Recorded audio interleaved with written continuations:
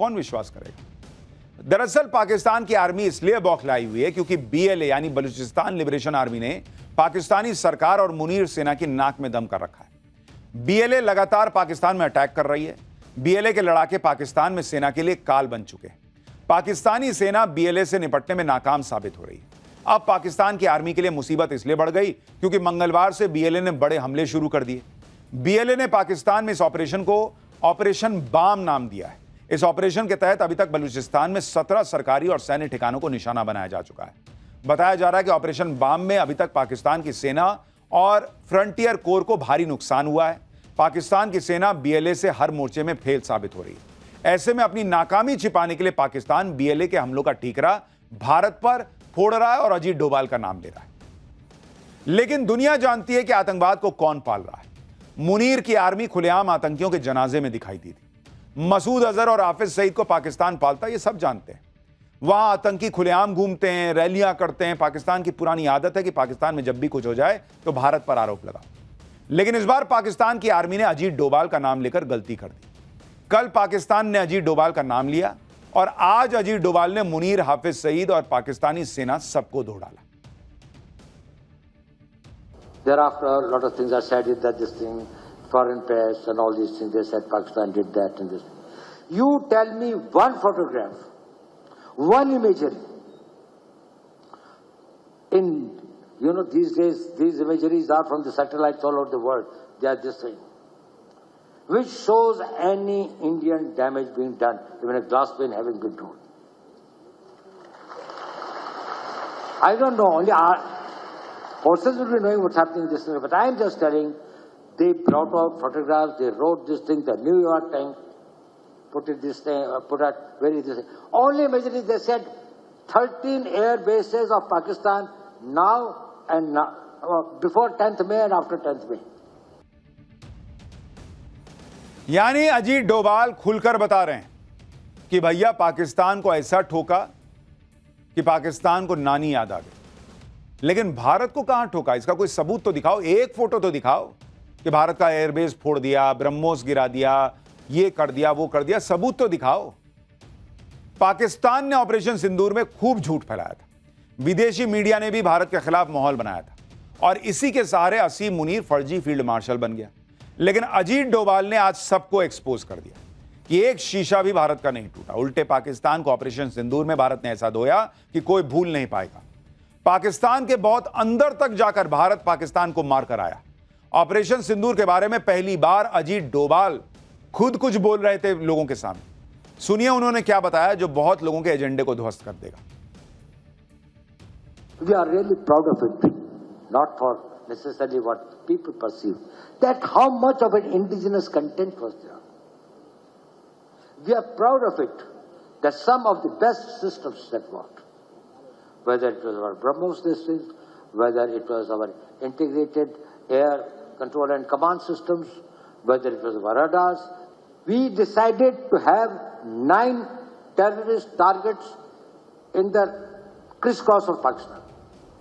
It was not only the border area something, which we thought were there this way. We missed none.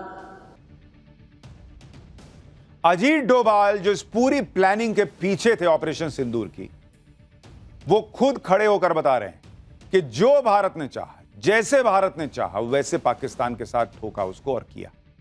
Ajit Doval ने जो जो बातें बताई, अगर उसकी सच्चाई पाकिस्तान की पब्लिक तक पहुंच जाए तो फिर वो फर्जी फील्ड मार्शल बने घूम रहे असीम मुनीर को दौड़ा देगी। क्योंकि असीम मुनीर इसी झूठ के सहारे जिंदा है। पाकिस्तान में चौड़ा घूम रहा है कि भाई हमने तो भारत में ये कर दिया, वो कर दिया। इसी झूठ के सहारे असीम मुनीर पाकिस्तान में ताकतवर हो गया। ताकतवर बनकर असीम मुनीर जमकर अय्याशी कर रहा है। हमने आपको बताया ही था कि असीम मुनीर आजकल ऐसे तेवर में है कि पाकिस्तान का राष्ट्रपति उसके सामने फेल है। लेकिन आप ये देखिए कि इधर मुनीर की अय्याशी चल रही है, उधर पाकिस्तान की जनता कंगाली से जूझ रही है। कंगाल से और कंगाल होती जा रही है। कंगाल पाकिस्तान में हाहाकार मच गया है। पहले ऑपरेशन सिंदूर में पाकिस्तान ने मुंह की खाई, अब भूखों मरने की नौबत आ गई। वर्ल्ड बैंक ने जो नई रिपोर्ट जारी की है उसके मुताबिक पाकिस्तान के लोग और ज्यादा गरीब हो गए। इस रिपोर्ट के मुताबिक पाकिस्तान में 44.7% लोग अब भी गरीब हैं। यानी पाकिस्तान की 25 करोड़ आबादी में से 12 करोड़ लोग अभी भी गरीब हैं। हर दिन 250 रुपए से कम की आय वाले लोगों की संख्या 4.9 से बढ़कर 16.5% हो गई। यानी पाकिस्तान में आप सोचिए भिखारियों की संख्या क्या है भाई, 16.5% लोग वहां ऐसे हैं जो दिन का 250 रुपया नहीं कमा पाते। पाकिस्तान में गरीब लोगों की आबादी लगातार बढ़ती जा रही है। मल्टी डायमेंशनल पॉवर्टी इंडेक्स बताती है कि पाकिस्तान में 30% से ज्यादा लोग स्वास्थ्य, शिक्षा और जीवन स्तर में भारी कमी का सामना कर रहे हैं। इस दिशा में पाकिस्तान से अच्छे तो पड़ोसी बांग्लादेश और नेपाल के आंकड़े हैं। वर्ल्ड बैंक ने अपनी रिपोर्ट में बताया कि अगर बड़े सुधार नहीं हुए तो पाकिस्तान दक्षिण एशिया में गरीबी का सबसे बड़ा सेंटर बन जाएगा। तो ये तो हाल है बॉस कि खाने को दाने नहीं, और ये पाकिस्तान जो है वो भारत को धमकाने निकलता है, ये हम ये कर देंगे, हम वो कर देंगे। अरे अपने लोगों को पहले खाना खिलाओ यार, कायदे से उनको जिंदगी तो दो। देखिए कैसे भिखारियों जैसे रहते हैं ये लोग, और देख के दुख होता है कि इतना लड़ भिड़ के अलग देश बनाए, मार काट मचाए, और उसके बाद ऐसी जिंदगी जी रहे हैं। और ये मुनीर, ये बड़े बंगले में रहता है भाई, बड़े बंगले में रहता है, घूमता है, मजे करता है, वहां की फौज के लोग मजे करते हैं। मुनीर की अय्याशी और पाकिस्तान की भूखमरी कंगाली के बीच एक और ऐसी खबर आई है जिससे पाकिस्तान को और झटका लगेगा। जिस वर्ल्ड बैंक के सामने जाकर पाकिस्तान पानी के लिए रो रहा था कि सिंधु जल समझौता भाई भारत ने स्थगित कर दिया, इसको कुछ करवाओ यार, पानी वानी दिलवाओ, उस वर्ल्ड बैंक से नरेंद्र मोदी कश्मीर के लिए ऐसा काम करवाने वाले हैं जिसे देखकर पाकिस्तान भर भर आंसू रोएगा। भाई सिंधु जल समझौता तो बहाल नहीं हुआ, लेकिन भारत सरकार वर्ल्ड बैंक से 3,119 करोड़ का फंड ले रही है। भारत सरकार के इस कदम से पाकिस्तान की नींद उड़ गई है, क्योंकि यह रकम जम्मू कश्मीर में क्वार बांध प्रोजेक्ट पर खर्च होगी। चिनाब नदी पर बन रहा यह प्रोजेक्ट रणनीतिक रूप से महत्वपूर्ण है। इस प्रोजेक्ट के पूरा हो जाने से 540 मेगावाट बिजली का उत्पादन होगा। पीएम मोदी ने अप्रैल 2022 में इस परियोजना की आधारशिला रखी थी। इस परियोजना को पूरा करने की डेडलाइन 2027 है, जिसके बाद घाटी में बिजली उपलब्धता और बढ़ेगी, औद्योगिक विकास हो पाएगा। कश्मीर में पीएम मोदी की स्ट्रैटेजी से पाकिस्तान के होश उड़े हुए हैं। पाकिस्तान की पब्लिक को समझ में आता है भाई कि इंडिया कहां से कहां पहुंच गया है और पाकिस्तान कहां रह गया। एक तरफ पाकिस्तान की जनता गरीबी और गुर्बत में से जूझ रही है, दूसरी तरफ पाकिस्तान की आर्मी के चीफ असीम मुनीर की अय्याशी खत्म नहीं हो रही। हमने आपको बताया था कि मुनीर 20 से 23 जुलाई तक श्रीलंका की राजनयिक यात्रा करने वाला है, और वो राजसी ठाटबाट से श्रीलंका जा रहा है, और वहां ऐसी ऐसी चीजें होंगी जिसमें बहुत पैसा खर्च होगा।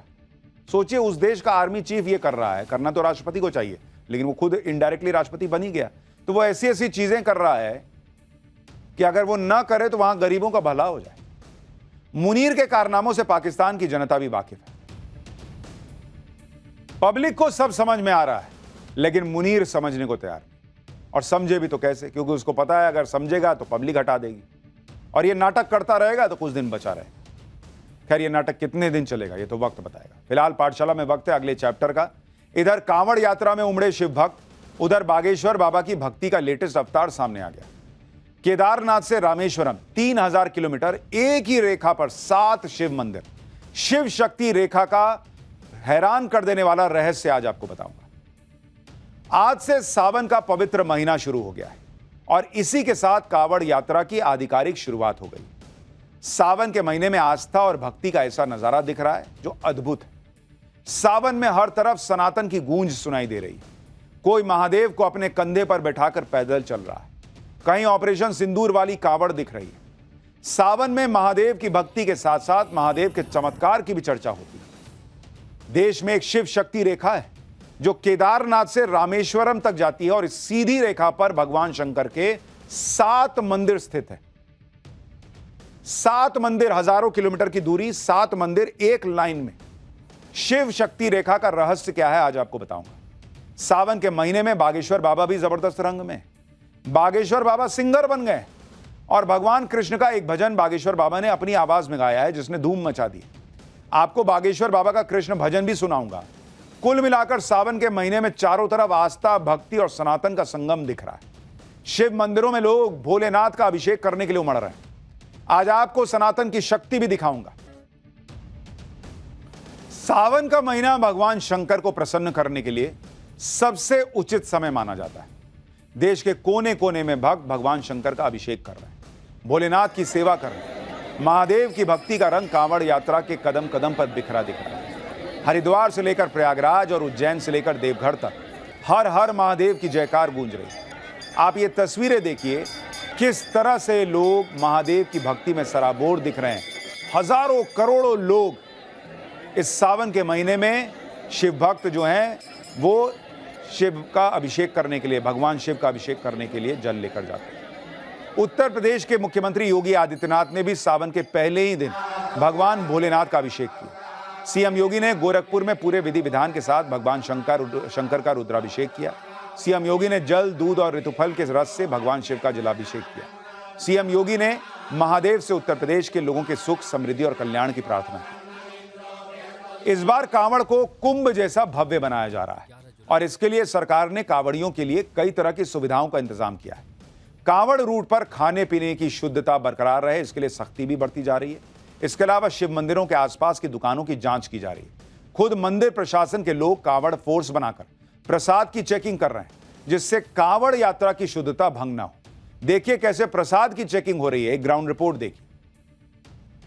कांवड़ फोर्स बुद्धेश्वर महादेव मंदिर में बनाई गई है, जो सावन के महीने में अलग अलग दुकानों में जाकर इस बात की ताकीद कर रही है कि वहां पर शुद्धता का ख्याल रखा जा रहा है कि नहीं। महाराज क्या कर रहे हैं आप लोग यहाँ पे? हम लोग निरीक्षण कर रहे हैं। हाँ, तो क्या ताकीद, क्या हिदायत इन लोगों को दी? मतलब यह है कि मिष्ठान में किसी भी जो है प्रकार का मिलावटी तेल नहीं चलेगा।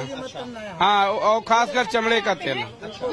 हाँ जी, कांवड़ फोर्स हमारा है और कांवरिया वाले आएंगे यहाँ और अपना शुद्ध प्रसाद चढ़ाते हैं। इसलिए दुकानदारों से सबसे कहा जा रहा है कि कोई गंदगी नहीं और साफ सुथरा, कोई मिलावट नहीं होना चाहिए। कांवड़िये यहीं से प्रसाद लेते हैं, श्रद्धालु यहीं से प्रसाद लेते हैं। तो मंदिर के आसपास की जितनी दुकानें हैं वहां पर जाकर इस तरीके से अपना निजी सैंपल लेकर खाद्य विभाग को सौंपे जाने की भी तैयारी यहाँ पर देखी जा रही है।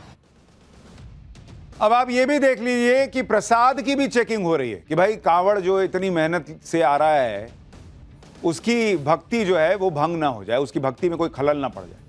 अब यही कहीं चले जाते, किसी मुसलमान का ढाबा होता तो हंगामा कर देते कि अरे बाप रे बाप, देखिए मुसलमान पे अत्याचार हो गया। अरे भाई, वो प्रसाद की दुकान है, हिंदू की दुकान है, वहां भी चेकिंग हो रही है कि भाई सब ठीक से चले। कांवड़ यात्रा में भगवान शंकर की भक्ति के ऐसे ऐसे रंग भी दिख रहे हैं जिसे देखकर आप हैरान हो जाएंगे। ये तस्वीर देखिए, 3 कांवड़िए अपने कंधे पर महादेव की विशाल प्रतिमा को लेकर यात्रा कर रहे हैं।